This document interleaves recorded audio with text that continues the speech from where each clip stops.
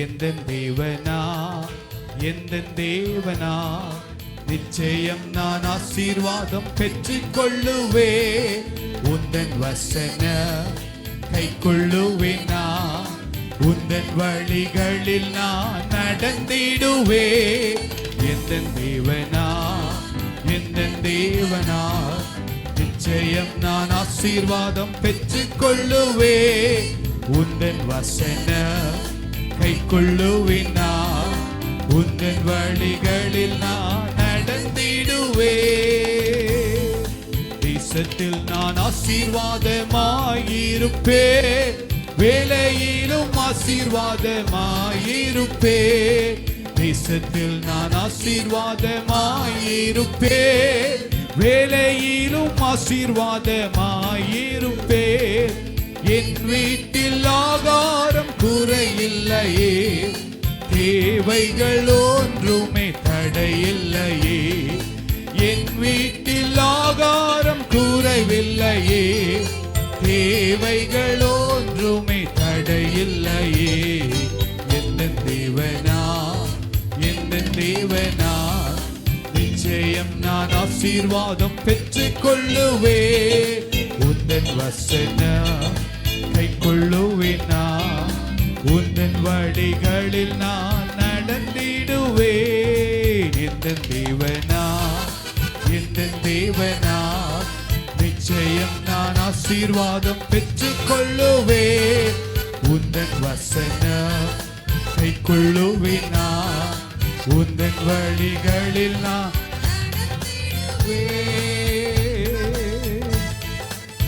அல்லேலூயா. கருணை பிதாவே கல்வாரி அன்பே, உம்மை எல்லால் எனக்காரும் இல்லை.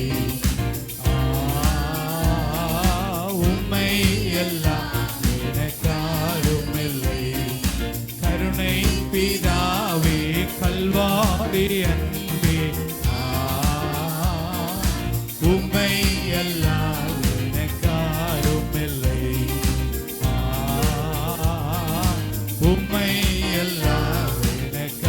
கையை தட்டி நல்ல உற்சாகமா கிருபை தாருமே. கிருபாநிதியே கிருபாநிதியே கிருபாநிதியே கிருபை தாருமே. கிருபாநிதியே நிதியே கிருபாநிதியே அன்பின் வடிவே அன்பின் வடிவே ஏழை கிரை ஏசையா ஏழை கிரும் ஏசையா. கருணை பிதாவே கல்வாரி அன்பே, உம்மை எல்லாம் எனக்காரும் இல்லை. உம்மை எனக்காரும் இல்லை. தேவனின் சீத்தம் செய்திட செய்யும் செய்திட செய்யும் செய்திட செய்யும். தேவனின் சீத்தம் செய்திட செய்யும் செய்திட செய்யும் செய்திட செய்யும். தியாகமானீரே தியாகமானீரே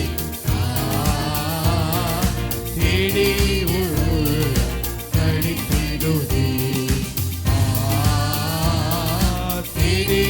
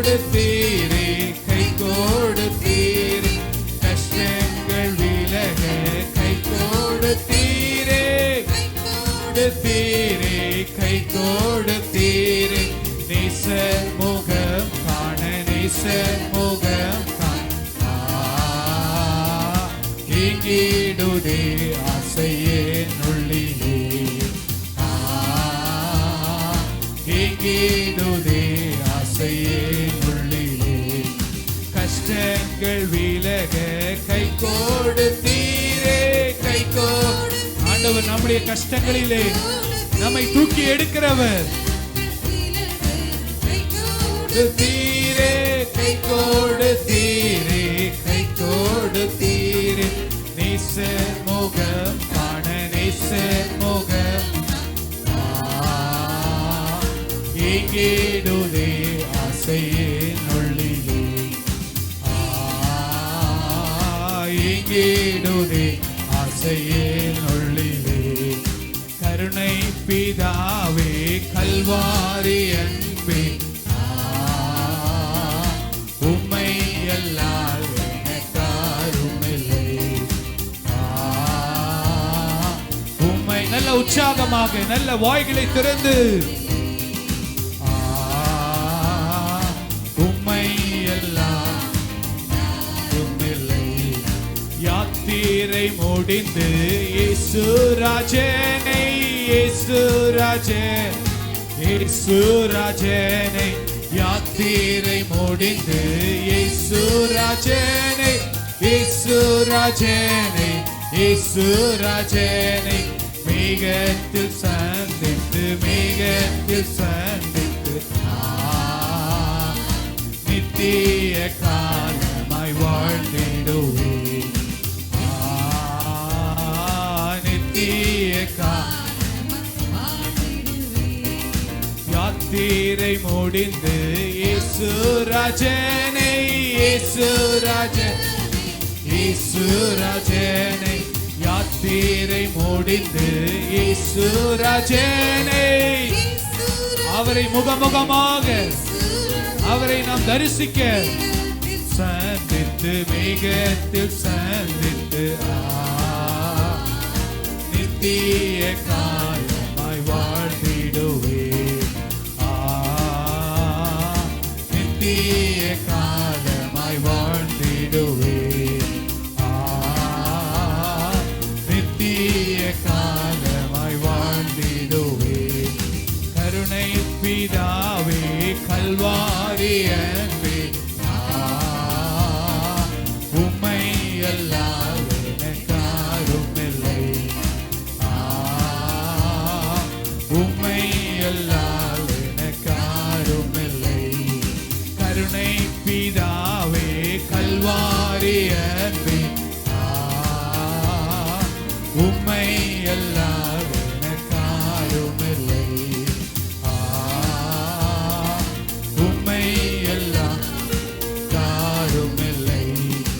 இந்த கண்ணீரை போக்கிடும் காலம், போக்கிடும் காலம், போக்கிடும் விசுவாசத்தோடு கண்ணீரை போக்கிடும் காலம், போக்கிடும் காலம், போக்கிடும் காலம். வேகம் வரும் என்று, வேகம் வரும் காத்திருந்து நான் பறந்திடுவேன், காத்திருந்து பறந்திடுவேன். இந்த கண்ணீரை போக்கிடும் காலம், போக்கிடும் காலம், போக்கிடும் காலம். இந்த கண்ணீரை, நம்முடைய கண்ணீரில் நம்முடைய கவலைகள் துக்கங்கள் எல்லாம் தற்காலிகமானது என்று, வேகம் வரும் என்று காத்திருந்து நான் பறந்திடுவேன்,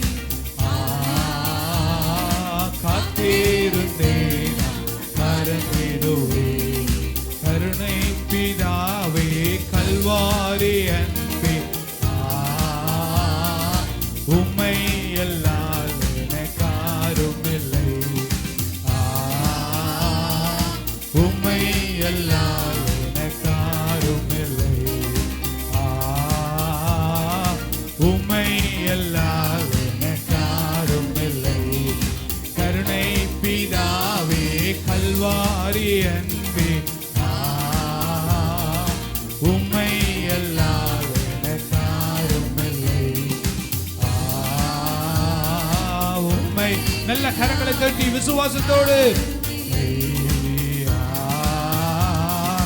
உம்மை அல்லால் எனக்காரும் இல்லை. உம்மை அல்லால் எனக்காரும் இல்லை. கருணை பிதாவே கல்வாரி அன்பே, உம்மை அல்லால் எனக்காரும் இல்லை. உம்மை அல்லால் எனக்காரும் இல்லை. தேவனின் சீர்த்தம் செய்திட செய்யும் செய்யும் செய்திட செய்யும். தேவனின் சீர்த்தம் செய்திட செய். ஆண்டவரே உம்முடைய சித்தத்தை செய்ய எங்களுக்கு கிருபை தாங்கப்பா. தியாகமானீரே தேடிட உள்ளம் கழித்திடுதே. தேடிட உள்ளம் கழித்திடுதே. தேடிட உள்ளம் கழித்திடுதே. தேடிட உள்ளம் கழித்திடுதே. கருணை பிதாவே கல்வாரி அன்பே, உம்மை அல்லால் எனக்காரும் இல்லை. உம்மை அல்லால் உம்மை அல்லால்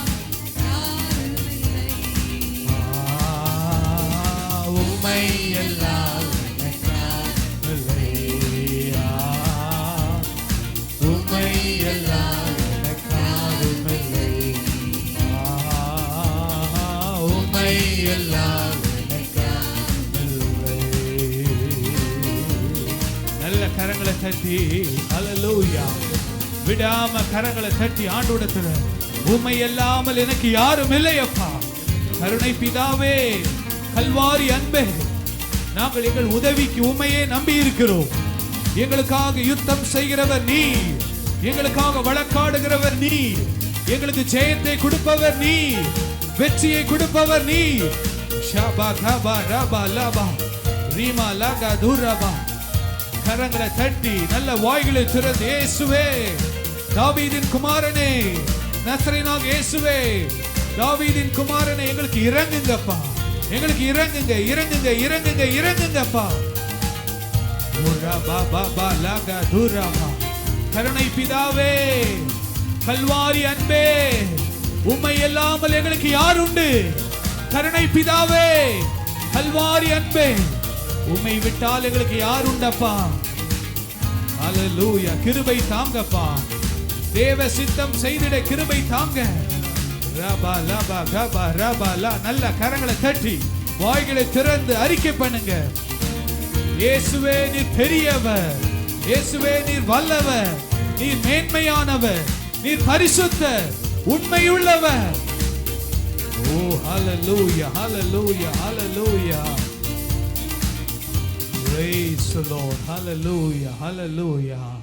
நல்ல வாய்களை திறந்து, கல்வாரி அன்பே கருணை பிதாவே எங்களை நடத்துங்கப்பா, எங்களை நடத்துங்க, என் குடும்பத்தை நடத்துங்க.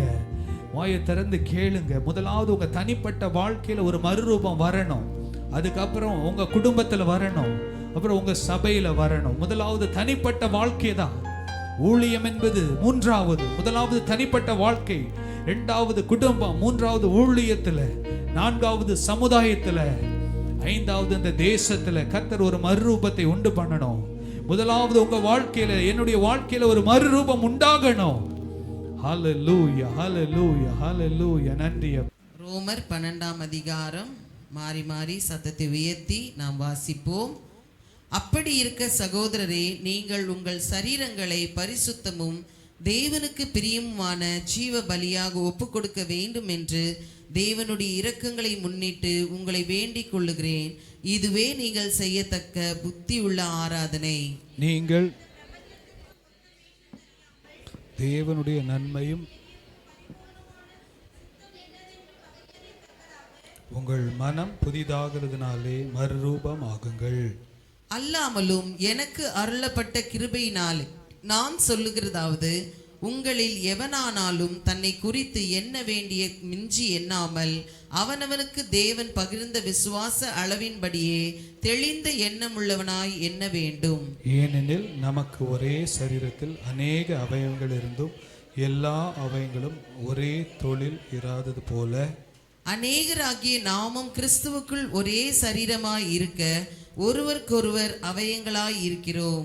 நமக்கு அருளப்பட்ட கிருபையின்படியே நாம் எவ்வளவேனும் வரங்களினாலே நம்மேல் தீர்க்க தரிசனம் சொல்லுகிறவன் வரத்தை உடையவன் விசுவாச பிரமாணத்துக்கேற்ற சொல்ல கடவன். ஊழியம் செய்கிறவன் ஊழியத்திலும் போதிக்கிறவன் போதிக்கிறதிலும் புத்தி சொல்லுகிறதிலும் தரித்திருக்க கடவன். பகிர்ந்து கொடுக்கிறவன் வஞ்சனை இல்லாமல் கொடுக்க கடவன். முதலாளியானவன் ஜாக்கிரதையாய் இருக்க கடவன். இரக்கம் செய்கிறவன் உற்சாகத்துடன் செய்ய கடவன். உங்கள் அன்பு மாயமற்றதாய் இருப்பதாக தீமையை வெறுத்து நன்மையை பற்றி கொண்டிருங்கள். சகோதர சிநேகத்தினால் ஒருவருக்கொருவர் பட்சமாயிருங்கள். கனம் பண்ணுகிறதிலே ஒருவருக்கொருவர் முந்திக் கொள்ளுங்கள். அசதியாய் இராமல் ஜாக்கிரதையாய் இருங்கள். ஆவியிலே அனலாய் இருங்கள். கர்த்தருக்கு ஊழியம் செய்யுங்கள். நம்பிக்கையிலே சந்தோஷமாயிருங்கள். உபத்திரவத்திலே பொறுமையாயிருங்கள். ஜெபத்திலே உறுதியாய் தரித்திருங்கள். பரிசுத்தவான்களுடைய குறைவில் அவர்களுக்கு உதவி செய்யுங்கள். அந்நியரை உபசரிக்க நாடுங்கள். உங்களை துன்பப்படுத்துகிறவர்களை ஆசீர்வதிங்கள். ஆசீர்வதிக்க வேண்டியதே அன்றி சபியாதிருங்கள். சந்தோஷப்படுகிறவர்களுடனே சந்தோஷப்படுங்கள். அழுகிறவர்களுடனே அழுங்கள். ஒருவரோடு ஒருவர் ஏக சிந்தை உள்ளவர்களாயிருங்கள். மேட்டிமையானவைகளை சிந்தியாமல் தாழ்மையானவர்களுக்கு இணங்குங்கள். உங்களையே புத்திமான்கள் என்று எண்ணாதிருங்கள். ஒருவனுக்கும் தீமைக்கு தீமை செய்யாதிருங்கள். எல்லா மனுஷருக்கு முன்பாகவும் யோக்கியமானவைகளை செய்ய நாடுங்கள். கூடுமானால் எல்லா மனுஷரோடு சமாதானமாயிருங்கள். பிரியமானவர்களே, பழி வாங்குதல் எனக்குரியது, நானே பதில் செய்வேன் என்று கர்த்தர் சொல்லுகிறார் என்று எழுதியிருக்கிறபடியால் நீங்கள் பழி வாங்காமல் கோபாக்கினைக்கு இடம் கொடுங்கள்.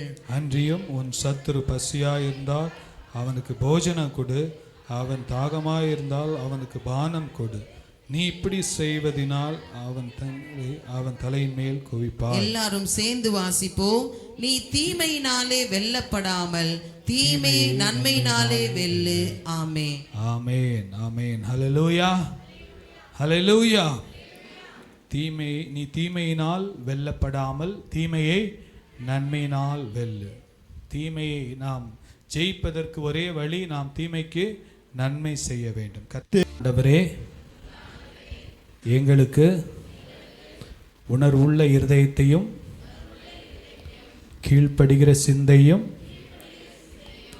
வசனத்திற்கு வாழுவதற்கு எங்களுக்கு கிருபை தாங்க. இயேசுவின் நாமத்தில் பிதாவே, ஆமென். ஹல்லேலூயா. கர்த்தர் நல்லவர். இந்த நாளில் கூட உங்களை மீண்டுமாக இந்த வாரத்தில் சந்திக்க கர்த்தர் கொடுத்த கிருபைக்காக ஸ்தோத்திரம். ஆமென். கர்த்தர் நமக்கு ஜீவனையும் சுகத்தையும் பலனையும் ஆரோக்கியத்தையும் கர்த்தர் கொடுத்திருக்கிறார். இந்த நாளில் கூட கர்த்தருடைய வசனத்திற்கு அதிக முக்கியத்துவம் கொடுங்க. இந்த நாட்களில் இந்த வசனங்கள் நிறைவேறுமானாலும் நிறைவேறலாம் அப்படின்னு இல்லை. இந்த வசனங்கள் கர்த்தர் நிச்சயமாகவே நிறைவேற்றுவார். ஹல்லேலூயா. மனிதன் அப்பத்தினாலே மாத்திரமல்ல, தேவனுடைய வாயிலிருந்து புறப்படுகிற ஒவ்வொரு வார்த்தையினால் பிழைப்பான். இந்த நாளில் கூட விசேஷமாக கடந்த வாரத்தில் நான் வந்தவாசி பகுதிக்கு போயிருந்தேன். அப்போது மருதாடு என்ற ஒரு கிராமம் பகுதியில் பார்த்தா திடீர்னு பார்க்குறேன், நம்ம பிரதர் பர்னபாஸ் பிரதர் அவங்க சொந்த அவங்க ஏரியா பக்கத்தில் இருக்கிறேன். எனக்கே ஆச்சரியம். அப்போ அவர் ஃபோன் பண்ணி ஐயா, உங்கள் மாமா அவங்க பாஸ்டர் ஜான் காலேப், அவங்க சீனியர் பாஸ்டர் அந்த ஏரியாவில் நிறைய ஊழியங்கள் செய்திருக்கிறாங்க, அவரையும் சந்திக்கலாம்னு சொல்லி நாங்கள் போயிருந்தோம். 10 நிமிஷம் பார்த்துட்டு வந்துடலான்னு போனோம். ஆனால் அவர் எங்களை அங்கே விடவே இல்லை. நல்ல சாப்பாடு கொடுத்து இளநீ வெட்டி கொடுத்து எல்லாம் நம்மளை ரொம்ப திருப்தியாக அனுப்பினார். ஹல்லேலூயா. ரொம்ப சந்தோஷமாக இருந்தது.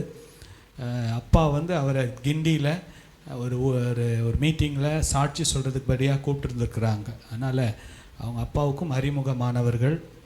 உன் தகப்பனின் சிநேகிதர்களை நீ மறவாதேன்னு பைபிளில் போட்டிருக்கு. ஆமென். நம்ம பெரியவங்கள போய் பார்த்து அவங்கள கனம் பண்ணும்போது கர்த்தர் ரொம்ப ஆசீர்வாதம். ஐயாவுடைய சாட்சி எனக்கு ரொம்ப ஆசீர்வாதமாக இருந்துச்சு. அந்த காலத்தில் 40 வருஷமாக கிராமங்களில் ஊழியம் செய்து பல கிராமங்களில் சபை கட்டியிருக்கிறாங்கன்னா அது சாதாரண விஷயம் இல்லை.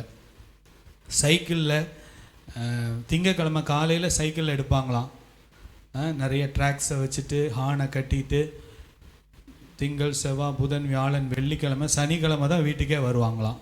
போகிற இடத்துல கிடைக்கிற சாப்பாடை சாப்பிட்டுட்டு கிராமங்களில் சுவிசேஷத்தை அறிவித்து அநேகருக்காக ஜெபம் பண்ணி கர்த்தர் அநேக ஊழியங்களை செய்ய கர்த்தர் கிருபை கொடுத்திருக்கிறார். ஹல்லேலூயா. இப்படிப்பட்ட பரிசுத்தவான்களுக்காக நம்ம ஆண்டவருக்கு நன்றி சொல்ல வேண்டும். அவர்கள் குடும்பம், அவருடைய பிள்ளைகள், பேர பிள்ளைகளை கர்த்தர் ஆசீர்வதிப்பாராக. இன்னும் அநேக ஊழியங்களை கர்த்தர் அந்த பகுதிகளிலே கர்த்தர் எழுப்புவாராக. ஆண்டுடைய நாமம் மகிமைப்படுவதாக. இந்த நாளிலும் போன வாரத்தின் செய்தியை தொடர்ச்சியாக ரோமர் 12ஆம் அதிகாரத்தை நாம் பார்க்க போகிறோம். நான் சொன்னேன் ரோமர் 12ஆம் அதிகாரம் முழுசும் என்னதுன்னா உபதேசம். உபதேசம், டீச்சிங்ஸ் ஆன் கிறிஸ்தவ வாழ்க்கை எப்படி இருக்க வேண்டும், ஒரு கிறிஸ்தவனாய் நாம் எப்படி வாழ வேண்டும் என்கிற உபதேசம். பாருங்கள், இன்றைக்கி வாக்கு தத்தத்தை பெற்றுக்கொள்வதற்கு ஜனங்கள் ஆவலாய் இருப்பார்கள். ஆனால் உபதேசத்தை கேட்பதற்கு சற்று தயங்குவார்கள். ஆனால் ஆண்டுடைய பிள்ளைங்க உபதேசத்தில் என்னவா இருக்கணும்? வாஞ்சையாக இருக்கணும். உபதேசத்தில் வாஞ்சையாக இருக்கணும். உபதேசம் தான் நம்மளை கட்டி எழுப்போம்.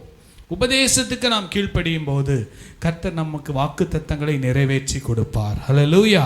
ஆண்டுடைய நாமம் மகிமைப்படுவதாக. நம்ம பார்த்ததில் அந்த முதல் 2 காரியத்தை பார்த்துட்டு செய்திக்குள்ளே நம்ம போகலாம். ரோமர் 12ஆம் அதிகாரத்தில் 1வது வசனம் பாருங்க. அப்படி இருக்க சகோதரரே நீங்கள் உங்கள் சரீரங்களை பரிசுத்தமும் தேவனுக்கு பிரியமான ஜீவ பலியாக ஒப்புக் கொடுக்க வேண்டும் என்று தேவனின் இரக்கங்களை முன்னிட்டு உங்களை வேண்டிக் கொள்கிறேன். ஹல்லேலூயா. இதுவே நீங்கள் செய்யத்தக்க புத்தியுள்ள ஆராதனை. ஹல்லேலூயா. நல்ல வசனத்தை கவனிங்க. வசனத்தை தான் பிசாசு கவனிக்கவே விடமாட்டாங்க. நல்லா தெரிஞ்சுக்கோங்க. வசனத்தை தான் எடுத்து போட்டுருவான். அந்த பாருங்க, மனிதனுடைய வார்த்தையை கேட்பதற்கு நம்ம ரொம்ப ஆவலாக இருப்போம். யாருக்கு ஃபோன் பண்ணலாம், யாருக்கிட்ட ஆலோசனை கேட்கலாம், ஆனால் வசனத்துக்கு நம்மை ஒப்பு கொடுக்கும் போது தான் கர்த்தர் கிரியை செய்வார். ஹல்லேலூயா. ஏன்னா அந்த வசனத்தில் தான் அவ்வளோ வல்லமை இருக்குது, விடுதலை இருக்குது, இதில் சத்தியம் இருக்கிறது. ஆமென். அப்படி இருக்க சகோதரரே, உங்கள் சரீரங்களை பரிசுத்தமும் தேவனுக்கு பிரியமான ஜீவ பலியாக ஒப்பு கொடுக்க வேண்டும். ஹல்லேலூயா. இதுதான் நீங்களும் நானும் செய்யத்தக்க புத்தி உள்ள ஆராதனை. நம்முடைய சரீரம்னா என்னது? அதில் ஒவ்வொரு உறுப்பும் இருக்கிறது. ஒவ்வொரு உறுப்பும் வித்தியாசமான செயல் செய்கிறது. நம்முடைய பிரெயின், நம்முடைய சிந்தையை நாம் ஆண்டவருக்கு ஒப்பு கொடுக்க வேண்டும். நம்முடைய நாவை ஆண்டவருக்கு ஒப்பு கொடுக்க வேண்டும். நம்முடைய கண்களை ஆண்டவருக்கு ஒப்பு கொடுக்க வேண்டும். நம்முடைய கைகளை ஆண்டவருக்கு ஒப்பு கொடுக்க வேண்டும். நம்முடைய கால்களை ஆண்டவருக்கு ஒப்பு கொடுக்க வேண்டும். முழு சரீரத்தை பரிசுத்தமும் ஜீவ பலியாக ஒப்பு கொடுக்க வேண்டும். பாருங்க, நேற்றைக்கு ஒரு நல்ல ஊழியக்காரருடைய கான்ஃபரன்ஸ் போயிருந்தேன். அப்போ அவர் சொன்னார், அதுதான் ஒரு பெரிய ஊழியக்காரர், அவர் பேர் டிபி ஜாஷுவா. நல்லா கவனிங்க. நம்ம ஆப்பிரிக்க தேசத்திலே பெரிய ஊழியங்களை செய்தவர். ஆயிரக்கணக்கான சபை மக்கள், விசுவாசிகள் என்னதான் ஊழியம் செய்து என்னதான் பண்ணாலும் கர்த்தருக்கு பிரியமாக நம்ம வாழவே முடியாது. ஹல்லேலூயா. எரேமியா 3ஆம் அதிகாரம் 15வது வசனத்தை வாசிங்க. எரேமியா 3ஆம் அதிகாரம் 15வது வசனம் வாசிங்க.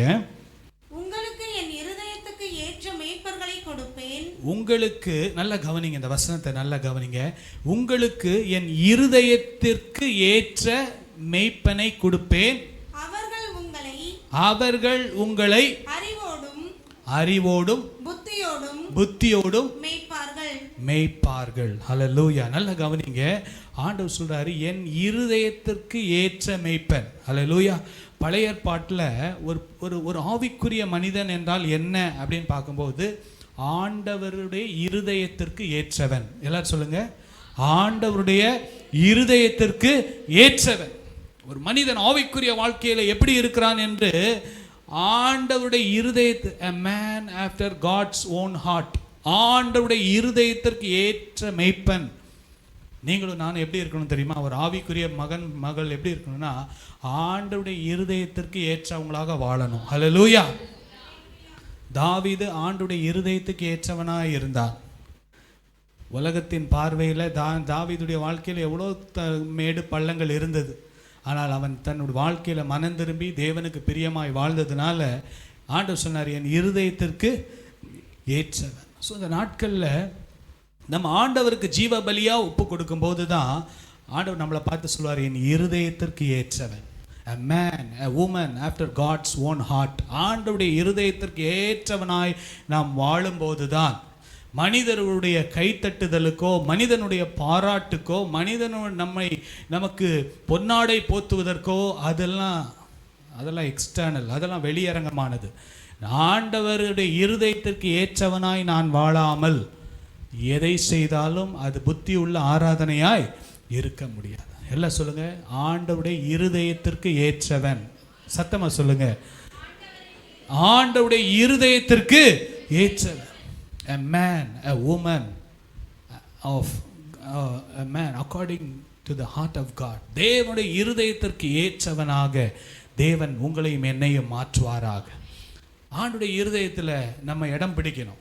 ஆண்டவருடைய இருதயத்தில் நம்ம இடம் பிடிக்கணும். நம்முடைய உண்மையுடைய வாழ்க்கை, நம்முடைய பரிசுத்தமான வாழ்க்கை, நம்முடைய சாட்சியுள்ள வாழ்க்கை, நம்முடைய தாழ்மை, நம்முடைய பரிசுத்தம் எல்லாம் ஆண்டவருடைய இருதயத்தை கவரணும். யாருடைய இருதயத்தையும் கவர்ந்து என்ன பண்ண முடியும்?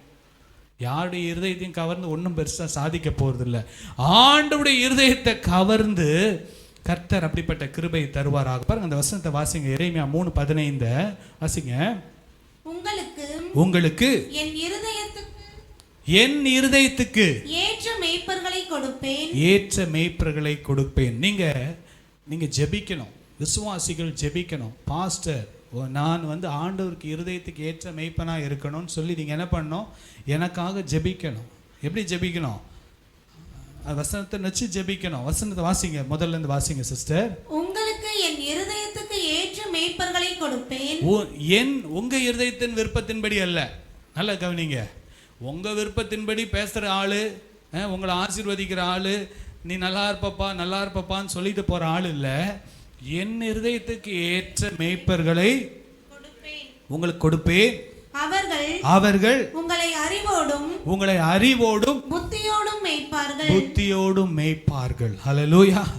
இங்கிலீஷ் பைபிளில் போட்டிருக்கு, they will feed you. அவங்க என்ன பண்ணுவாங்க? உங்களை போஷிப்பாங்க. ஒரு மேய்ப்பனுடைய வேலை என்ன பண்ணணும்? போஷிக்கணும். வசனத்தினால் போஷிக்க வேண்டும். வசனத்தினால் அந்த மேய்ப்பன் அந்த ஆடுகளுக்கு நல்ல புல்லு கொடுக்கணும். புல்லு கொடுக்கலன்னா ஆடு என்ன பண்ணும்? பட்டினியாக இருந்து மெலிஞ்சு எலும்பும் தோலுமா இருக்கும். வேற எங்கே புல்லு கிடைக்குதோ அங்கே போயிடும். ஆனால் மேய்ப்பன் என்ன பண்ணணும்? நல்ல வசனத்தினாலே அந்த ஆடுகளை மேய்ப்பதற்கு என் இருதயத்திற்கு ஏற்ற மேய்ப்பனை நான் கொடுப்பேன். ஸோ நீங்கள் ஜெபிக்க வேண்டியது ஒவ்வொரு நாளும் எனக்காக நீங்கள் ஜெபிக்க வேண்டியது என்ன தெரியுமா?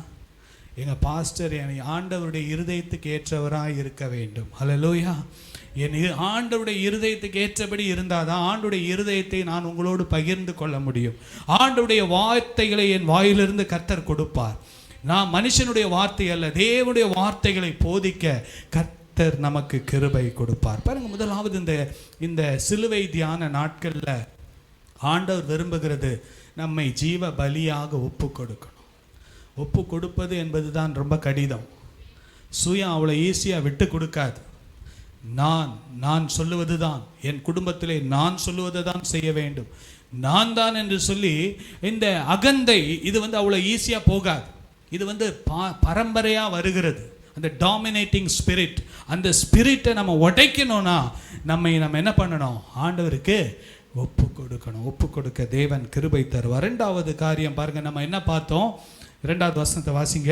நீங்கள் இந்த பிரபஞ்சத்திற்கு ஒத்த வேஷம் தெரியாமல் தேவனுடைய நன்மையும், இந்த பிரபஞ்சத்திற்கு ஒத்த வேஷம், வேர்ல்டு செக்குலர் வேர்ல்டு வியூ, உலகத்தின் பார்வையிலே உலகத்தின் கண்ணோட்டத்திலே அதற்கேற்றபடி நாம் வாழாமல் தேவனுடைய நன்மையும் பிரியமும் பரிபூர்ணமான சித்தம் இன்னதென்று பகுத்தறியத்தக்கதாக உங்கள் மனம் புதிதாகிறதுனாலே மறுரூபமாகுங்கள். பகுத்தறியணும். எல்லாம் சொல்லுங்க, பகுத்தறியணும். போன வாரம் நீங்க செய்ததெல்லாம் கரெக்ட் அப்படின்னு உங்களால பகுத்தறிந்து சொல்ல முடியுமா? என்ன தவறு செய்தீங்க, எது சரி செய்தீங்கன்னு கொஞ்சம் சிந்தித்து பார்க்க முடியுமா? நீங்க கோவப்பட்டிருந்தா அது நியாயமான கோவமா இல்லைன்னா அநியாயமான கோவமா? சில வேளைகளிலே நம் பிள்ளைகள் மேலே கோவப்படுகிறோம். அது நியாயமான கோபங்கள் இருக்கலாம். அநியாயமான கோபம் இருக்குது, நியாயமான கோபம் இருக்குது. சில காரியங்கள் நம்ம குடும்பத்தில் சில காரியங்கள் நடக்கும்போது குடும்பத்தின் தகப்பனாக சில காரியங்களை நாம் கண்டிக்க வேண்டும். அப்படி தான் நடக்கணும்னு சொல்லும்போது அதை ஏற்றுக்கொள்ளாமல் இருக்கலாம். ஆனால் நம்ம சொல்லாமலும் இருக்க முடியாது, சொல்லிதான் ஆக வேண்டும். பாருங்க, பகுத்தறிகிற கிருபை. நாம் செய்வது சரியா தவறா என்பதை பகுத்தறிகிற கிருபை கர்த்தர் நமக்கு கொடுப்பாராக. ஸோ இந்த சிலுவை தியான நாட்களில் 2 முக்கியமான காரியம். ஒன்று, என்ன நான் ஜீவ பலியாக என்ன பண்ணணும்? ஒப்பு கொடுக்கணும். என் வாயை ஒப்பு கொடுக்கணும், என் நாவை ஒப்பு கொடுக்கணும், என் கண்களை ஒப்பு கொடுக்கணும், என் காதுகளை ஒப்பு கொடுக்கணும், என் வாயை ஒப்பு கொடுக்கணும். 2வது, ஆண்டவரே பகுத்தறிகிற ஞானத்தை எனக்கு தாங்கப்பா. பகுத்து அறிகிறோம். What is right, what is wrong, எது நன்மை, எது தீமை, எது தேவ சித்தம், எது மனிதனுடைய சித்தம் என்பதை நான் அறிந்து கொள்ள வேண்டும். தேவ சித்தத்தின்படி ஒரு காரியம் நடந்தால் அந்த இடத்துல என்ன இருக்காது தெரியுமா? சண்டை சச்சரவு இருக்காது, அந்த இடத்துல பிரிவினை இருக்காது, அந்த இடத்துல ஒரு சமாதானத்தை தேவன் கட்டளையிடுகிறவராய் இருக்கிறார். ஹல்லேலூயா. 2 ரொம்ப முக்கியமான காரியம். ஒன்று, நம்ம ஜீவ பலியாக நம்மை ஒப்பு கொடுக்க வேண்டும். 2வது, நம்ம பகுத்தறிகிற ஞானத்தை தேவன் நமக்கு பரிசுத்த ஆவியானவர் நமக்கு கொடுப்பாராக.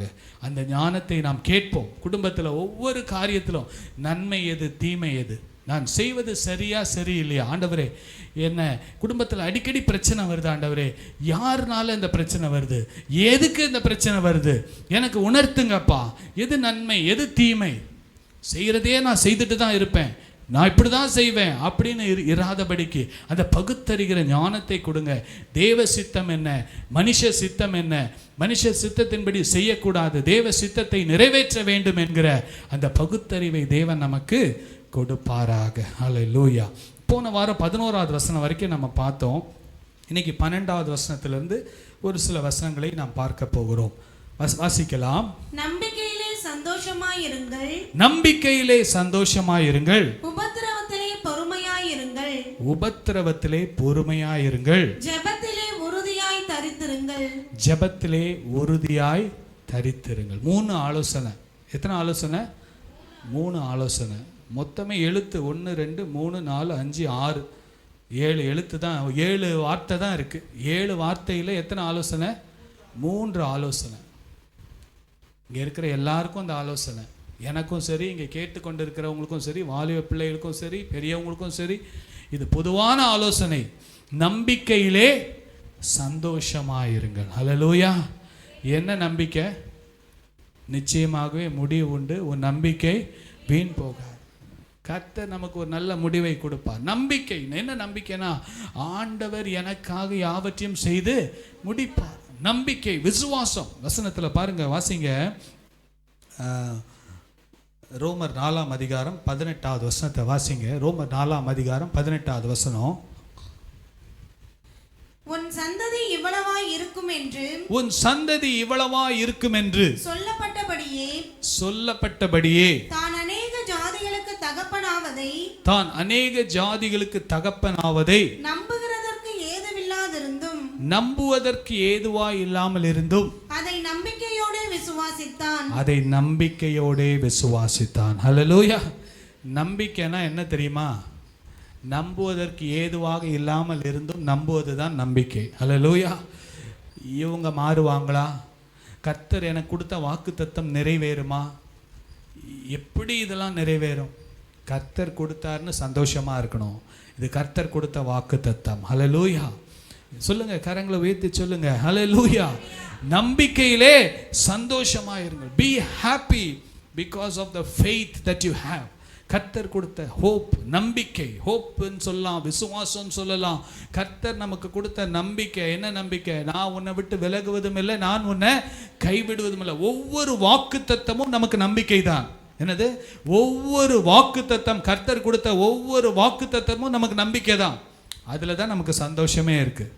கர்த்தர் என்னோடு கூட இருக்கிறார், கர்த்தர் எனக்காக யாவையும் செய்து முடிப்பார், உலகத்தில் இருப்பவனிலும் உனக்குள் இருப்பவர் பெரியவர், இந்த யுத்தம் கர்த்தருடையது, எல்லாம் ஆண்டவர் சொல்லியிருக்கிறார். இதெல்லாம் என்னது? வாக்குத்தத்தம். வாக்குத்தத்தங்களை குறித்து நாம் சந்தோஷப்பட்டு அதிலே நம்பிக்கையுடையவர்களாய் இருக்க வேண்டும். வாசிங்க சங்கீதம் 115 11வது வசனத்தை வாசிங்க. 115 11. கர்த்தருக்கு பயப்படுகிறவர்களே, கர்த்தருக்கு பயப்படுகிறவர்களே, கர்த்தரை நம்புங்கள். கர்த்தரை நம்புங்கள். அவரே அவர்களுக்கு துணையும், அவரே அவர்களுக்கு துணையும், அவர்களுக்கு கேடகமாய் இருக்கிறார். அவர்களுக்கு கேடகமாய் இருக்கிறார். ஹல்லேலூயா. ஏன் கர்த்தரை நம்பணும்? ஏன் நம்ம நம்பிக்கையில சந்தோஷமா இருக்கணும்? கர்த்தர் நமக்கு கேடகமும், கர்த்தர் நமக்கு துணையுமாய் இருக்கிறார். ஹல்லேலூயா. சந்தோஷமாயிருங்க, எப்பொழுதும் சந்தோஷமாயிருங்க. கையை தட்டி பாடலாமா? சந்தோஷமாயிருங்க, எப்பொழுதும் சந்தோஷமாயிருங்க. உயர்வானாலும் தாழ்வானாலோ, உயர்வானாலோ தாழ்வானாலோ, சர்வ வல்ல தேவன் நம்மோடு இருப்பதா, சர்வ வல்ல தேவன் நம்மோடு இருப்பதா. சந்தோஷமாயிருங்க, எப்பொழுதும் சந்தோஷமாயிருங்க. சந்தோஷமாயிருங்க, எப்பொழுதும் சந்தோஷமாயிருங்க. உயர்வானாலோ தாழ்வானாலோ, உயர்வானாலோ தாழ்வானாலோ, சர்வ வல்ல தேவன். நல்ல பாடலாமே நீங்களும். சர்வ வல்ல தேவன் என்னோடு இருப்பதா, சர்வ வல்ல தேவன் என்னோடு இருப்பதா. சந்தோஷமாயிருங்க, எப்பொழுதும் சந்தோஷமாயிருங்க. ஹல்லேலூயா. எதிர்காலத்தை குறித்து நம்பிக்கை இல்லாதவர்கள் சந்தோஷமா இருக்க முடியாது. ஆமென். கர்த்தரை நம்புகிற பிள்ளைங்க, இம்மட்டும் கர்த்தரனை நடத்தினார், இனியும் நடத்துவார், அவருடைய வாக்குத்தத்தங்களை நான் நம்பி இருக்கிறேன் என்று சொல்லி வாழுகிறவர்கள் சந்தோஷமாய் வாழ்வார்கள். இல்லை என்றால் உலகத்தின் சூழ்நிலையை பார்க்கும்போது நாம் எச்சரிப்படைய வேண்டும், நாம் அதற்காக ஜெபிக்க வேண்டும், அதற்காக பாரப்பட வேண்டும். ஆனால் அதை குறித்து நாம் பயப்படவோ சந்தோஷத்தை இழக்கவோ தேவையில்லை. ஹல்லேலூயா, ஹல்லேலூயா. பாருங்க, நமக்கு நம்பிக்கையில் நித்திய நம்பிக்கையும் இருக்கு. என்ன நம்பிக்கை? நித்திய நம்பிக்கை. என்ன நித்திய நம்பிக்கை? என்னங்க நித்திய நம்பிக்கை இருக்கு? வாசிங்க. ஒன்று பாருங்க, ஒரு மனிதன், ஒரு குடும்பம், மாரிசன் என்கிற ஒரு குடும்பம். என்ன பேர்? என்ன? மாரிசன் என்கிற குடும்பம் அமெரிக்க ஐக்கிய நாடுகளிலிருந்து சைனா தேசத்துக்கு ஊழியத்துக்கு போனாங்களாம். ஊழியத்துக்கு போய் 40 வருஷம் ஊழியம் செய்தாங்க. 40 வருஷத்தில் ஒரு முறை கூட அவங்க திரும்பி வீட்டுக்கு வரல, திரும்பி அமெரிக்காவுக்கு வரல. 40 வருடம் சீன தேசத்தில் இருந்து ஊழியம் செய்து அவங்க ரிட்டையர் ஆகிட்டாங்க. அவங்க ஸ்தாபனத்தில் இப்போ என்ன பண்ணிட்டாங்க? ரிட்டையர் ஆகிட்டு வீட்டுக்கு வராங்க. வீட்டுக்கு வரும்போது கப்பல் ஏறி வருகிறார்கள். கப்பல் ஏறி வந்து ஒவ்வொரு அப்படியே துறைமுகமாக வந்து ஆப்பிரிக்காவை கடந்து நியூயார்க்குக்கு வருகிறாங்க.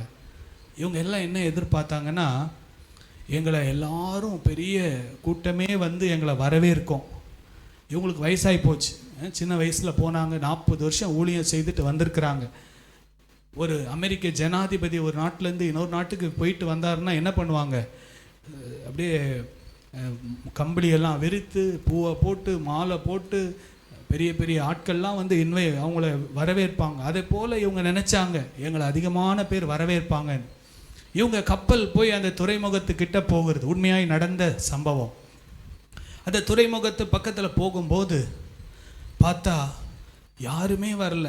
இவங்களை என்ன பண்ணுறதுக்கு, இவங்களை இன்வைட் பண்ணுறதுக்கு யாருமே வரல. 40 வருட உழைப்பு, 40 வருட ஊழியம், யாருமே அவங்கள என்ன பண்ணல, அப்ரிஷியேட் பண்ணல, அவங்கள கனப்படுத்தலை, மாலை போடல, எதுவுமே போடல. அவங்க வயசானவங்க, அவங்க மனசுக்குள்ளே யோசித்தாங்களாம், ஆண்டவரே உமக்காக நாங்கள் இவ்வளோ ஓடினோம், இவ்வளோ உழைச்சோம், இவ்வளோ செய்தோம், எங்களை யாருமே என்ன பண்ணல, கண்டுக்கவே இல்லை, யாருமே எங்களை அப்ரிஷியேட் பண்ணல, எதுவுமே செய்யலேன்னு சொல்லி. அப்போ தான் ஆண்டவர் சொன்னாராம், நீ இன்னும் துறைமுகத்துக்கு வந்து சேரலை, நீ இன்னும் என்ன பண்ணல, துறைமுகத்தில் வந்து சேரலப்பா, உனக்குன்னு என்ன பண்ணிருக்கேன், நான் வாடாத ஜீவ கிரீடத்தை வச்சுட்டு உனக்காக நான் வெயிட் பண்ணிட்டு இருக்கேன், நீ கொஞ்சம் பொறுமையாயிரு. ஹல்லேலூயா. இது உன்னுடைய டெஸ்டினேஷன் அல்ல. இந்த இடத்துல கைத்தட்டுக்காக, மாலைக்காக, பொன்னாடைக்காக ஓடிக்கிட்டு இருக்காத. இது நீ சேர வேண்டிய இடம் அல்ல. இந்த இடத்துல உனக்கு இது உன்னுடைய பலன் கிடைக்கிற இடம் அல்ல. உனக்கு என்ன இருக்கு? 1 பேதுரு அந்த வசனம், ஆண்டவர் அவருக்கு கொடுத்த வசனம் என்ன தெரியுமா? 1 பேதுரு 5ஆம் அதிகாரம் 4வது வசனம் வாசிங்க. அப்படி செய்தால் பிரதான மேய்ப்பர் வெளிப்படும் போது மகிமையுள்ள வாடாத கிரீடத்தை பெறுவீர்கள். மகிமையுள்ள வாடாத கிரீடத்தை பெறுவீர்கள். அப்படி செய்யும்போது, எப்படி செய்யும்போதுனா உண்மையா ஊழியம் செய்யும்போது, பேதுரு சொல்றார், உண்மையா ஊழியம் செய்து கண்காணித்து பரிசுத்தமாய் ஊழியம் செய்து அப்படி செய்தவர்களுக்கு இந்த உலகத்தில் ஆதி திருச்சபையில் அதிகமான உபத்திரவம், சின்ன வயதிலேயே அதிகமான மரணங்கள், அநேகர் சிறையில் அடைக்கப்பட்டார்கள், அநேகர் மிருகங்களுக்கு தூக்கி வீசப்பட்டார்கள், சிலுவையில் அறையப்பட்டார்கள். இப்படிப்பட்ட சூழ்நிலையில் நம்பிக்கை இழந்த சூழ்நிலையை போல காணப்பட்டதானால் அந்த நேரத்தில் பேதுரு சொல்றாரு, வாசிங்க அந்த வசனத்தை. அப்படி செய்தால் பிரதான மேய்ப்பர் வெளிப்பட்டாலும் வெளிப்படலாம்னு போட்டிருக்கா. என்ன போட்டிருக்கு? வெளிப்படும் போது. எல்லாம் சொல்லுங்க, வெளிப்படும் போது. கம்பல்சரி, கட்டாயமாக ஆண்டவர் என்ன பண்ண போறார்? பிரதான மேய்ப்பனாக வரப்போகும் போது மகிமையுள்ள வாடாத கிரீடத்தை பெறுவீர்கள். ஹல்லேலூயா. இந்த உலகத்தின் கிரீடம் எல்லாம் வாடி போகும். கோல்டு மெடல்லாம் வாங்குவாங்க. போன வருஷம் நோபல் பிரைஸு ஃபிசிக்ஸில் யார் வாங்கினான்னு தெரியுமா? வாங்கும்போது பேப்பரில் வரும், பயங்கரமாக வரும்.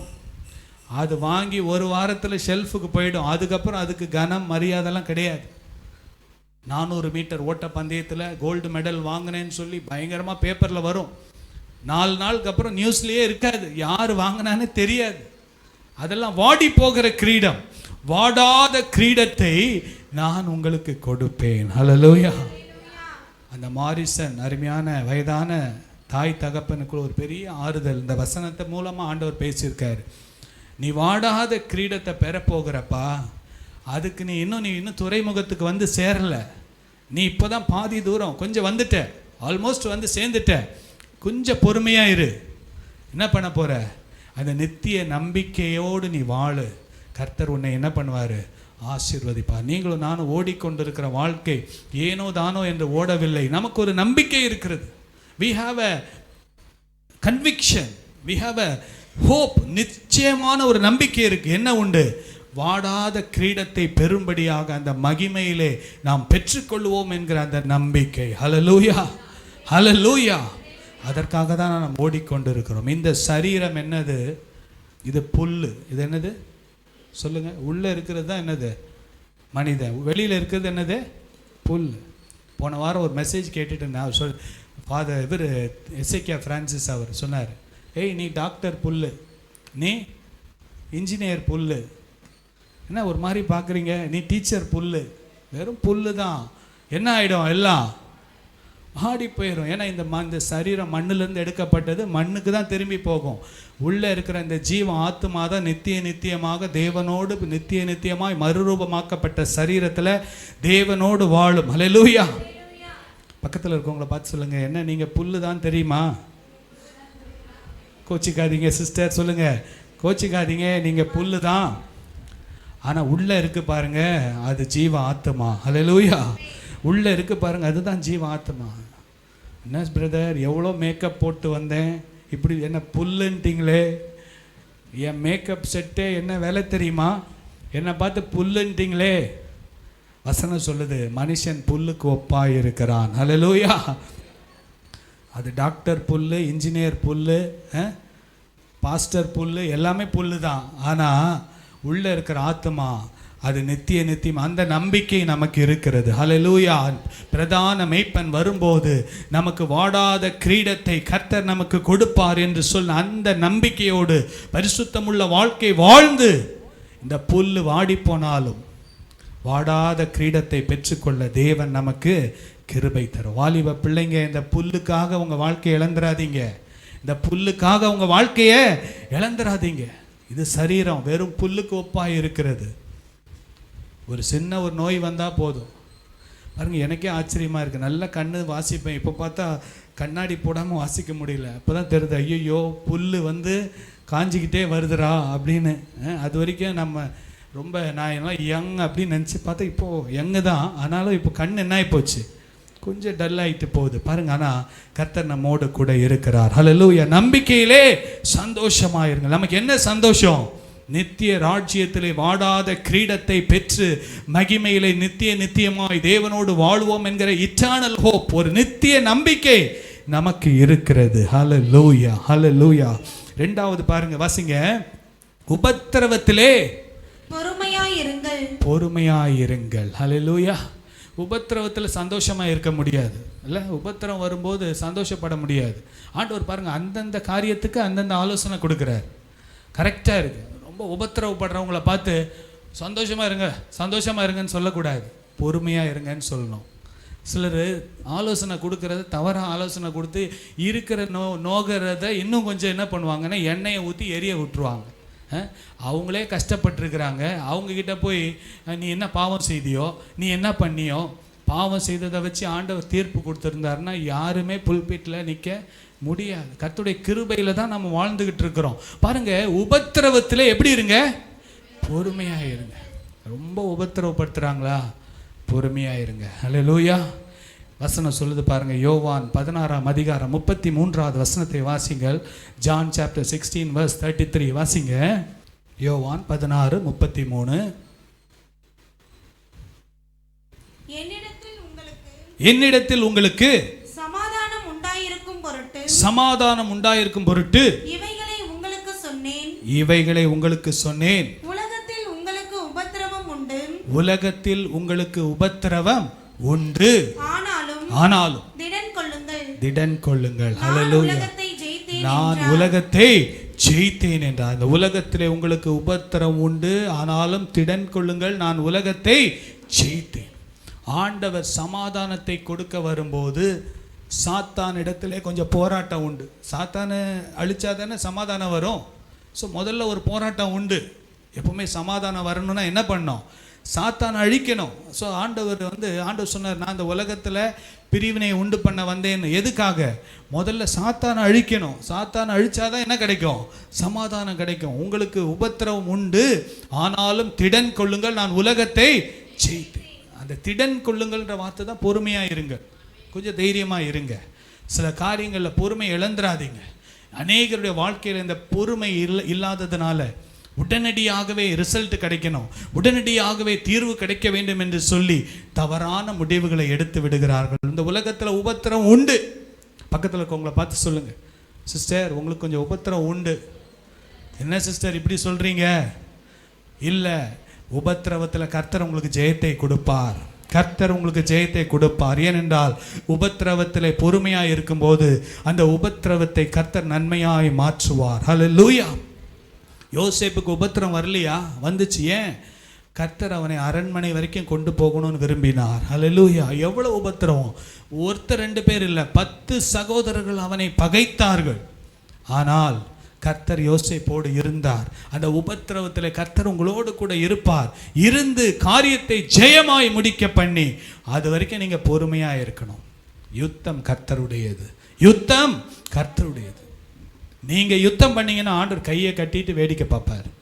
நீங்க கையை கட்டிக்கிட்டு இருந்தீங்கன்னா ஆண்டவர் உங்களுக்காக யுத்தம் பண்ணுவார். ஹல்லேலூயா. ரொம்ப சிம்பிள்.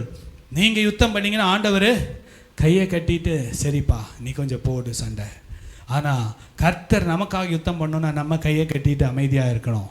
கர்த்தர் நமக்காக யுத்தம் பண்ணும். இந்த யுத்தம் கர்த்தருடையது, தேவனுடையது. கர்த்தர் நமக்காக யுத்தம் பண்ணுவார். பாருங்க, பொறுமையாக இருங்கள். யோசேப்பு எவ்வளோ பொறுமையாக இருந்தார். தாவீது எவ்வளோ பொறுமையாக இருந்தார், தானியேல் எவ்வளோ பொறுமையாக இருந்தார். யாருக்கும் உபத்திரவமே இல்லைன்னு நினைக்கிறீங்களா? இந்த பைபிளில் பவுலுக்கு உபத்திரவம் இல்லையா? எல்லாருக்கும் உபத்திரவம் இருந்தது. ஆனால் அந்த உபத்திரவத்தை ஜெயிக்க கர்த்தர் அவர்களுக்கு கிருபையை கொடுத்தது போல தேவன் நமக்கும் கிருபையை கொடுப்பார். ஹல்லேலூயா. என் கிருபை உனக்கு போதும். உன் பலவீனத்திலே, உன் உபத்திரவத்திலே, உன் போராட்டத்திலே என் கிருபை உனக்கு போதும் என்று சொல்லி ஆண்டவர் சொல்லி இருக்கிறார். பாருங்க, அடுத்தபடியாக வாசிங்க. ஜெபத்திலே உறுதியாய் தரித்திருங்கள். ஜெபத்திலே உறுதியாய் தரித்திருங்கள். ஹல்லேலூயா. அதுக்கு தான் ஆண்டவராக இயேசு ஒரு உவமையை லூக்கா 18ஆம் அதிகாரத்தில் சொன்னார். ஜெபத்தில் எப்படி உறுதியாய் எப்பொழுதும் விழித்திருந்து ஜெபம் பண்ணுங்கள் என்று சொல்லி ஒரு விதவையானவள் அநீதியுள்ள நியாயாதிபதியின் இடத்துல போய் இரவும் பகலும் அவங்கள தொந்தரவு பண்ணி அலட்டினபடினாலே கர்த்தர் அந்த மகளுக்கு எப்படி நியாயம் கிடைத்ததோ அதே போல நமக்கும் நியாயம் கிடைக்கும். ஜெபத்திலே உறுதியாய் தரித்திருங்கள். இந்த நாளில் நல்லா தெரிஞ்சுக்கணும், ஜெபம் பண்ணும்போது ஏதோ ஒரு நாள் ஜெபம் பண்ணிட்டு 2 நாள் ஜெபம் பண்ணிட்டு விடுறதில்ல. தொடர்ச்சியாக ஜெபிக்கணும். தேசத்துக்காக தொடர்ந்து ஜெபித்து கொண்டே இருக்கணும். ஏப்ரல் 19 தமிழ்நாட்டில் ஓட்டு போட்டு முடிச்சாச்சு இல்லை, ஜூன் 4ஆம் தேதி வரைக்கும் என்ன பண்ணணும்? தொடர்ந்து ஜெபிக்கணும். மற்ற 7 பிரிவாய் நடக்கிற எல்லா இடத்துக்காக நாம் ஜெபிக்கணும். ஜெபத்திலே உறுதியாய் தரித்திருக்கணும். நம்முடைய பிள்ளைகளுடைய ரட்சிப்புக்காக, நம்முடைய கணவன் ரட்சிப்புக்காக, மனைவி ரட்சிப்புக்காக நாம் தொடர்ந்து ஜெபித்து கொண்டே இருக்கணும். ஒரு நாள் ஜெபிக்கிறோம், 2 நாள் ஜெபிக்கிறோம், 3ஆவது நாள் மாற்றம் வரலன்னு உடனே என்ன ஆண்டவரேன்னு கேட்கக்கூடாது. தொடர்ந்து நாம் ஜெபித்து கொண்டே இருக்கும்போது ஒன்று அந்த காரியம் நிறைவேறும் வரை ஜெபிக்க வேண்டும். இல்லை என்றால் நம்முடைய மரணம் வரும் வரை ஜெபித்து கொண்டே இருக்கணும். ஹல்லேலூயா. எப்படி ஜெபத்திலே உறுதியாய் தரித்திருக்கணும்னா என்ன அர்த்தம்? அந்த காரியம் நிறைவேறும் வரை ஜெபிக்க வேண்டும். இல்லை என்றால் நம்முடைய மரணம் வரை ஜெபிக்க வேண்டும். நம்முடைய மரணத்திற்கு பின்பு கூட என்ன பண்ணலாம்? அவங்க மாற்றம் வரலாம். ஹல்லேலூயா. ஒரு மனிதனுடைய பெயர் ஜார்ஜ் முல்லர். ஜார்ஜ் முல்லர் என்றால் மேன் ஆஃப் ஃபெய்த், விசுவாச வீரர்களின் தகப்பன்.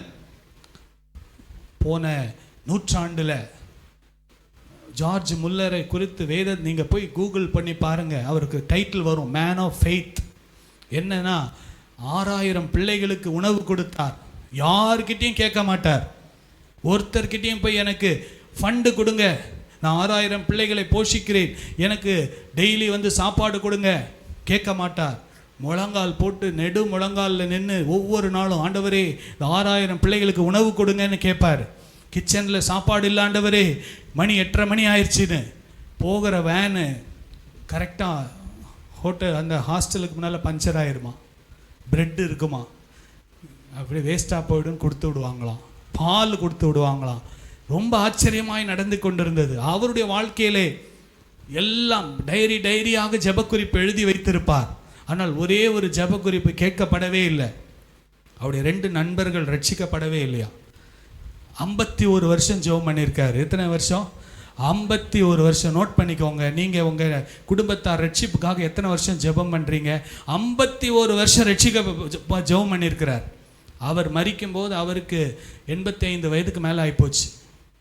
அப்படிப்பட்ட வயதில் அவருடைய மரணத்திலே இங்கிலாந்து தேசத்திலிருந்து அனைவரும் அவருடைய சாட்சிகளை குறித்து சொல்லி சொல்லும்போது அவங்க 2 நண்பர்கள் 86 வயசில் ரட்சிக்கப்பட்டிருக்கிறாங்க. ஹல்லேலூயா.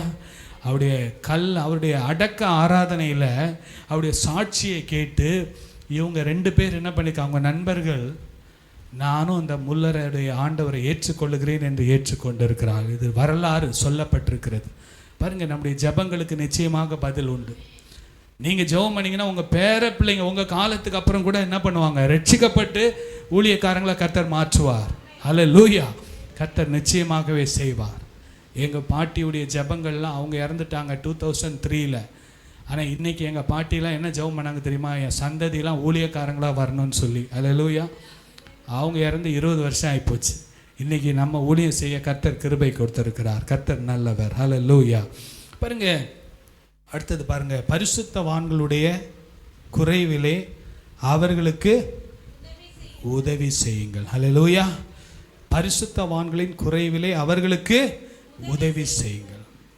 பாருங்க, நம்மளால் முடிந்த உதவிகளை கஷ்டப்படுறவங்க, சபையில் ஊழியம் செய்கிறவங்க, கிராமத்தில் இருக்கவங்க, ஏதோ ஒரு விதத்தில் அவங்களுக்கு என்ன பண்ணணும்? நம்ம என்ன பண்ணோம்? உதவி செய்யுங்கள். அதுக்கப்புறம் அந்நியரை உபசரிக்க நாடுங்கள். அந்நியரை உபசரிக்க நாடுங்கள். பாருங்க, அறியாத மக்களை கூட என்ன பண்ணக்கூடாதான்? ஏய் போ போ போ, எதுக்கு வந்த போ. சிலர் சொல்கிற விதமே பயங்கரமாக இருக்கும். இங்கே பைபிள் படித்து அல்லேலூயா ஹல்லேலூயா அப்படின்னுவாங்க. யாராவது ஒருத்தர் ஹேய் சி போ, ஏன் இங்கே வந்த, நிற்காத, மூஞ்சிலே முழிக்காத போ, அப்படிலாம் என்ன பண்ணக்கூடாதான்? சொல்லக்கூடாது. அந்நியரை உபசரிக்க நாடுங்கள். நமக்கு தெரியாத ஒருத்தங்க பாருங்க, அன்னைக்கு கூட நான் அங்கே பல்லாவரத்தில் ஒரு இடத்துல நான் ஒரு பஜ்ஜி சாப்பிட்டுட்டு இருந்தேன். ஒரு அம்மா வந்தாங்க. அவங்க சொல்கிறது பொய் தான் எனக்கு தெரியும், ஆனால் கஷ்டப்படுறாங்கன்னு எனக்கு தெரியும். எனக்கு பஸ்ஸுக்கு காசு வேணும், எனக்கு கொடுங்கய்யா அப்படின்னாங்க. இவங்க வந்து பஸ்ஸுக்கு காசு கேட்கல, தேவைக்கு தான் என்ன பண்ணுறாங்க, கேட்குறாங்கன்னு எனக்கு நல்லாவே தெரியும். ஜிஹெச்சுக்கு போகணும், கட்டாயமாக போகணும், ஹாஸ்பிட்டலில் இருக்காங்க, எனக்கு போகணும்னு.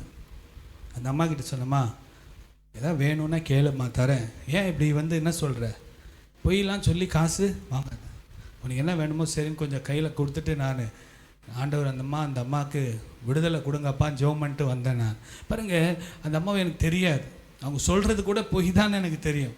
ஆனால் அவங்களுடைய நிலைமை அப்படி. வயசானவங்க யாரும் பராமரிக்கலை போல், பிள்ளைங்க கைவிட்டாங்களா என்னன்னு தெரியல, அவங்களுக்கு பசியாக இருக்குதா. ஆனால் அறியாதவர்களுக்கு கூட நம்ம என்ன பண்ணணும் தெரியுமா? நம்முடைய கருணை, நம்ம ஆண்டவர் நம்மளை எவ்வளோ ஆசீர்வதிச்சிருக்கிறார், எவ்வளோ கிருபையாக நம்ம வச்சிருக்கிறார். நம்ம அவங்களுக்கு உதவி செய்ய தேவன் நமக்கு கிருபை தருவாராக. அந்நியரை உபசரிக்க நாடுங்கள். ரொம்ப ரொம்ப உபசரிக்க தான் சொல்கிறாரு, பெருசாக உதவி செய்யலாம் சொல்ல. உங்களால் முடிஞ்சது அவங்களுக்கு ஒரு டீயும் ஒரு பன்னும் வாங்கி கொடுத்தா 20 ரூபாய் ஆகும். ஆனால் அந்த நேரத்தில் அந்த பசி ஆற்றும் போது அதுலேயும் தேவன் என்ன பண்ணுறாரா? பிரியப்படுகிறார். ஹல்லேலூயா. கர்த்தர் நல்லவர். இன்னும் ஒரே ஒரு வசனத்தை வாசித்து நம்ம முடிக்க போகிறோம். வாசிங்க. இன்னும் 2. உங்களை துன்பப்படுத்துகிறவர்களை ஆசீர்வதியுங்கள். உங்களை துன்பப்படுத்துகிறவர்களை ஆசீர்வதியுங்கள். ஆசீர்வதிக்க வேண்டியதே அன்றி சபியாதிருங்கள். ஹல்லேலூயா. பாருங்க, குடும்பங்களில் வார்த்தைகள் வரும்போது ரொம்ப ஜாக்கிரதையாக இருக்கணும். உங்கள் குடும்பத்தில் இப்படி நடந்தாதாங்க உங்களுக்கு தெரியும், உங்களுக்கு இப்படி நடந்தால் தான் தெரியும், உங்களுக்கு அப்படி தான் இப்படி தான், அதெல்லாம் என்னது? அப்படிலாம் பேசக்கூடாது. உங்களை துன்பப்படுத்துகிறவர்களை ஆசீர்வதி. இதான் ஆண்டவர் மலை பிரசங்கத்தினுடைய எக்ஸ்டென்ஷன் தான் இதுவும். மத்தேயு 5ஆம் அதிகாரத்தில் 44வது வசனத்தை வாசிங்க. மத்தேயு 5ஆம் அதிகாரம் 44வது வசனத்தை வாசிங்க. நான் உங்களுக்கு சொல்லுகிறேன், உங்கள் சத்துருக்களை சிநேகியுங்கள், உங்களை சபிக்கிறவர்களை ஆசீர்வதியுங்கள், உங்களை பகைக்கிறவர்களுக்காய் நன்மை செய்யுங்கள், உங்களை நிந்திக்கிறவர்களுக்காகவும் உங்களை துன்பப்படுத்துகிறவர்களுக்காகவும் ஜெபம் பண்ணுங்கள். ஹல்லேலூயா. இது கொஞ்சம் கஷ்டம் தானே இல்லை? எல்லாரும் சேர்ந்து வாசிக்கலாமா? வாசிங்க சிஸ்டர், வாசிங்க, எல்லாரும் சேர்ந்து வாசிங்க. வசனத்தை நம்ம எல்லாம் ரொம்ப முக்கியமாக வாசிக்கணும். கர்த்தர் என்னை வாலாக்காமல் தலையாக்குவார், கீழாக்காமல் மேலாக்குவார், அதெல்லாம் வாசிக்கிறது ரொம்ப சந்தோஷமாக வாசிக்கலாம். ஆனால் இந்த வசனத்தை எல்லாரும் பேஜ் நம்பர் சொல்லுங்க. புதிய ஏற்பாடு பக்கம் 8, புதிய ஏற்பாட்டில் பக்கம் 8, மத்தேயு 5ஆம் அதிகாரம் 44வது வசனம். எல்லாரும் சேர்ந்து வாசிக்கலாமா? வாசிங்க. நான் உங்களுக்கு சொல்லுகிறேன், உங்கள் சத்துருக்களை சிநேகியுங்கள், உங்களை சபிக்கிறவர்களை ஆசீர்வதியுங்கள், உங்களை பகைக்கிறவர்களுக்கு நன்மை செய்யுங்கள், உங்களை நிந்திக்கிறவர்களுக்காகவும் உங்களை துன்பப்படுத்துகிறவர்களுக்காகவும் ஜெபம் பண்ணுங்கள். ஹல்லேலூயா, ஹல்லேலூயா. கர்த்தர் நல்லவர். அதே டீச்சிங் தான் பவுலும் கொடுக்குறாரு, அதே டீச்சிங் தான் நம்மளும் கொடுக்கணும். ஹல்லேலூயா. அதே டீச்சிங் தான் நம்ம கொடுக்கணும். ஆண்டவர் நிச்சயமாகவே பாருங்கள், உங்களை துன்பப்படுத்துகிறவர்களை ஆசீர்வதியுங்கள், ஆசீர்வதிக்க வேண்டியதே அன்றி சபியாதிருங்கள். கிராமத்துலலாம் பாஸ்டர்கிட்ட வந்து என்ன ஜெபம் பண்ண வருவாங்க தெரியுமா? எங்கள் அப்பா சொன்னாங்க, ஐயா 10,000 ரூபாய் வாங்கிட்டு திருப்பி கொடுக்கலையா, அவன் காலை கொஞ்சம் முடக்கி போடணும்னு ஜெபம் பண்ணியா. எங்கள் அப்பா சொன்னாங்களா, துத்திப்பட்டு கிராமத்தில் நம்ம ஜெபம் பண்ண, ஐயா நான் ஜெபம் பண்ணுறேன் 10,000 ரூபாய் அவருக்கு கிடைக்கணும், நல்ல மனசு வந்து உங்களுக்கு கொடுக்கணும், அதுக்காக தான் நான் ஜெபம் பண்ணுவேன் ஒழிய காலை முடக்கி போடுறதுக்கு ஐயா நான் ஜெபம் பண்ண முடியும்? நம்ம யார் ஆண்டவரே இவங்களுக்கு ஆப்பு வைங்க அவங்களுக்கு ஆப்பு வைங்க அப்படிலாம் என்ன பண்ணக்கூடாது, செபிக்கக்கூடாது. கர்த்தர் அவங்கள ஆசீர்வதிக்கணும், அவங்க மனம் திரும்பணும், அவங்களுடைய குணாதிசயங்கள் மாறணும், அவங்களுடைய பிறவி குணங்கள் மாறணும், அவங்களுக்குள்ளே இருக்கிற இருள் நீங்கணும், வெளிச்சம் வரணும் தான் ஜெபிக்கணுமே வெளிய உங்களை துன்பப்படுத்துகிறவர்களை ஆசீர்வதிங்கள், ஆசீர்வதிக்க வேண்டியதே அன்றி சபியாதிருங்கள். உங்களை சபிக்கிறவர்களை நான் சபிப்பேன், உங்களை ஆசீர்வதிக்கிறவர்களை ஆசீர்வதிப்பேன். அது ஆண்டவர் வேலை. சபிக்கிற வேலை அது ஆண்டவர் பார்த்துக்குவார். நம்ம அந்த இதில் தலையிடவே கூடாது என்பதை நாம் அறிந்து கொள்ள வேண்டும். பாருங்க இன்னொரு வசனம் பாருங்க, 15வது வசனம் வாசித்து முடிக்கலாம். சந்தோஷப்படுகிறவர்களுடனே சந்தோஷப்படுங்கள், அழுகிறவர்களுடனே அழுங்கள். அல்லேலூயா. பாருங்க எப்பவுமே அழுதுட்டு இருக்கிறது இல்லை, ஒரு துக்கமான சூழ்நிலை, துயரமான சூழ்நிலையிலே ஆண்டவராகிய இயேசு பாருங்க அந்த ஒரே ஒரு வசனத்தை வாசித்து நம்ம முடிக்க போகிறோம். யோவான் 11ஆம் அதிகாரம் 33ஆம் அதிகாரம் யோவான் 11 33 34 35 ஜான் சாப்டர் 11. பாருங்க ஆண்டவராகிய இயேசு மார்த்தாள் மரியாள் வீட்டுக்கு போகும்போது என்ன நடந்தது என்பதை வாசிப்போம். வாசிங்க. அவள் அழுகிறதையும் அவளோடு கூட வந்த யூதர்கள் அழுகிறதையும் இயேசு கண்டபோது ஆவியிலே கலங்கி துயரமடைந்து அவனை எங்கே வைத்தீர்கள் என்றார். ஆவியிலே துயரமடைந்து அவனை எங்கே வைத்தீர்கள் என்றார். ஆண்டவரே வந்து பாரும் என்றார்கள். இயேசு கண்ணீர் விட்டார். ஹல்லேலூயா. இயேசு என்ன பண்ணாரா? கண்ணீர் விட்டார். ஒரு பாஸ்டர் போய் அடக்க ஆராதனையில் அழுதுட்டு இருந்தா என்ன சொல்லுவாங்க? அந்த பாஸ்டரு இங்கே வந்து அழுதுட்டு இருக்கிறாருன்னு சொல்லி. ஆனால் வானத்தையும் பூமியும் படைச்ச ஆண்டவர் என்ன பண்ணார்? கண்ணீர் விட்டார், துக்கப்பட்டார். பாருங்கள் நம்முடைய வாழ்க்கையில் பாடுகள் உபத்திரவங்கள் படுகிறவர்களோடு இணைந்து நாமும் என்ன பண்ணணும்? அவர்களோடு துக்கப்படணும், அவர்களுக்கு ஆறுதல் சொல்ல வேண்டும், அவர்களை தைரியப்படுத்த வேண்டும் என்பதுதான் ஆண்டவர் விரும்புகிறார். சந்தோஷப்படுகிறவுடனே சந்தோஷப்படுங்கள், அழுகிறவுடனே அழுங்கள். ஸோ இந்த நாளில் இதெல்லாம் உபதேசம்தான், இதெல்லாம் டீச்சிங் தான். இந்த உபதேசத்தின்படி நடக்க கர்த்தர் நமக்கு கிருபை தருவார். இன்னும் பாருங்கள் 16 17 18 19 20 21 6 வசனம் இருக்குது. ஸோ அந்த நாட்களில் ரோமர் 12ஆம் அதிகாரத்தை தொடர்ந்து வாசிங்க. கர்த்தர் நமக்கு அநேக ஆலோசனைகளை கொடுத்திருக்கிறார். இந்த ஆலோசனைகளின்படி நடக்க தேவன் நமக்கு கிருபை தருவார். புறஜாதிகளுடைய துக்கத்தில் கூட நீங்கள் கலந்து கொள்ளணும். புறஜாதிகள் துக்கப்படும் போது கூட அவர்களுக்கு போய் ஆறுதல் சொல்ல வேண்டும், அவர்களை தைரியப்படுத்த வேண்டும். கர்த்தர் நமக்கு அந்த கிருபையை கர்த்தர் கொடுப்பாராக. நாம் கண்களை மூடி நாம் செபிக்கலாம். கண்களை மூடி நம்ம செபிக்கலாம். எல்லாரும் கண்களை மூடி ஆண்டவரை நோக்கி பார்க்கலாமா? ஹல்லேலூயா, ஹல்லேலூயா, ஹல்லேலூயா. மாறவே ஆசைப்படுகிறே, என்னை மாற்றிவிடும் அருமை நேசரே. மாறவே ஆசைப்படுகிறே, என்னை மாற்றிவிடும் அருமை நேசரே. என் சிந்தை மாறணும், என் செயல்கள் மாறணும், என் பேச்சு மாறணும், என் பெருமை மாறணும்.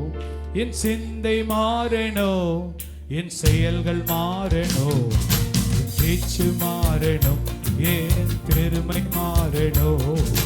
மாறவே ஆசைப்படுகிறேன், என்னை மாற்றிவிடும் அருமை நேசரே. மாறவே ஆசைப்படுகிறேன், என்னை மாற்றிவிடும் அருமை நேசரே. பாருங்க எல்லா ஆலோசனையும் கொடுத்துருக்கு. தைரியமாயிரு, உறுதியாயிரு, ஆனால் எங்கேயுமே கோழையாயிருன்னு சொல்லல. எங்கேயுமே கோழையாயிரு. பாருங்க நமக்கு கர்த்தர் கொடுத்த காரியங்கள், நம்ம குடும்பத்தில் இருக்கிற அதிகாரங்கள், கர்த்தர் நமக்கு ஒரு கணவனாக இருக்கும்போது எனக்கு ஒரு சில உரிமைகளை கர்த்தர் கொடுத்துருக்கிறார். நான் கோழையாக இருந்தால் என் குடும்பம் என்ன ஆகும்? அழிந்து போய்விடும். அது மாதிரி கர்த்தர் ஒவ்வொருத்தருக்கும் ஒரு ஒரு பொறுப்பை கொடுத்துருக்கிறார். என் குடும்பத்தில் நான் வெளியிலேருந்து ஆட்களை உள்ளே விட்டு எல்லாமே அவங்களே செய்கிறாங்கன்னா அப்புறம் என்னுடைய பொறுப்பு என்ன ஆகிடும்?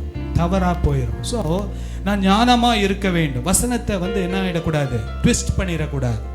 வசனத்தில் ஆண்டவர் என்றைக்குமே கோழையாக இருன்னு சொல்ல, சாந்தமாக இரு, பொறுமையாக இரு, உறுதியாக இரு, தைரியமாக இரு, இப்படி தான் ஆண்டவர் நமக்கு என்ன கொடுத்துருக்காரு? ஆலோசனை கொடுத்துருக்காரு. ஸோ இந்த ஆலோசனைகளின்படி நடக்கும்போது கர்த்தர் நமக்கு என்ன பண்ணுவார்? கர்த்தர் நம்மை ஆசீர்வதிப்பார். கண்களை மூடி நம்ம ஜெபிக்கலாம். எல்லா கண்களை மூடி நம்ம ஜெபிக்கலாம். அன்புள்ள ஆண்டவரே, நன்றியோடு துதிக்கிறோம். இந்த நல்ல நாளுக்காக நாங்கள் உமக்கு நன்றி செலுத்துகிறோம். அப்பா, உடைய வசனம் எங்கள் கால்களுக்கு தீபமும் பாதைக்கு வெளிச்சமாக இருக்கிறது. அப்பா, வசனத்தின்படி நடப்பதற்கு எங்களுக்கு பல தடைகள் வரலாம், பல எதிர்ப்புகள் வரலாம். வசனத்தை செயல்படுத்த விடாமல் ஆண்டவரே சாத்தான் பல திட்டங்கள் போடலாம். ஆனால் வசனம்தான் எங்கள் வாழ்க்கைக்கு விடுதலை கொடுக்கும் என்பது எங்களுக்கு நல்லா தெரியும். அப்பா, எங்களுக்கு நல்லாவே தெரியும். ஏன்னா வசனம் தான் எங்களுக்கு விடுதலை கொடுக்கும். அந்த வசனத்தின்படி வாழுவதற்கு எங்களுக்கு கிருபை தாங்கப்பா, கிருபை தாங்கப்பா, கிருபை தாங்கப்பா. மலை பிரசங்கத்தை ஆண்டவரே நீர் ரோமர் 12ஆம் அதிகாரத்தில் ஒரு நிழலாக எழுதி வைத்திருக்கிறீரப்பா. அதன்படி வாழுவதற்கு எங்களுக்கு கிருபை தாங்க. எங்கள் ஆவி ஆத்மா சரீரத்தை ஒப்பு கொடுக்காமல் எங்களால் வாழவே முடியாது, இதெல்லாம் செய்யவே முடியாதப்பா. பரிசுத்த ஆவியானுடைய உதவி இல்லாமல் இதெல்லாம் எங்களால் செய்யவே முடியாதப்பா. எங்கள் மாம்ச பலத்தில் இதெல்லாம் நடக்கவே நடக்காதப்பா. ஆனால் பரிசுத்த ஆவியானவர் எங்கே உண்டு, அங்கே விடுதலை உண்டு. பரிசுத்த ஆவியானவரால் எங்களை நிரப்புங்க, அக்கினியினால் எங்களை நிரப்புங்கப்பா. உடைய கரத்தில் எங்களை முற்றிலுமாய் ஒப்பு கொடுக்கிறோம். மாம்சத்தில் ஆண்டவரே ஆவிக்குரிய வாழ்க்கையை வாழ்ந்து ஏமாந்தது போதும் ஆண்டவரே. உம்முடைய பரிசுத்த ஆவியினாலே நடத்தப்படுகிற கிருபை எங்களுக்கு தாங்க. ஒவ்வொருவரையும் ஆசீர்வதிங்க, வந்த ஒவ்வொருவரையும் ஆசீர்வதிங்க அப்பா, இயேசுவின் நாமத்தில் பிதாவே, ஆமேன், ஆமேன். எல்லாரும் சேர்ந்து சொல்லாமா? என் ஆத்துமாவே கர்த்தரை ஸ்தோத்திரி, என் முழு உள்ளமே பரிசுத்த நாமத்தை ஸ்தோத்திரி, என் ஆத்துமாவே கர்த்தரை ஸ்தோத்திரி, கர்த்தர் செய்த சகல உபகாரங்களையும் மறவாதே. ஆமேன், ஆமேன். நம்முடைய கர்த்தராகிய இயேசு கிறிஸ்துவின் கிருபையும் பிதாவாகிய தேவனுடைய இரக்கம், தயவு, அன்பு, பரிசுத்த ஆவியானுடைய அந்யோன்ய ஐக்கியம் நம் அனைவரோடும் இருப்பதாக. ஆமேன், ஆமேன். ஹல்லேலூயா, ஹல்லேலூயா, ஹல்லேலூயா. கர்த்தர் உங்களை ஆசீர்வதிப்பார்.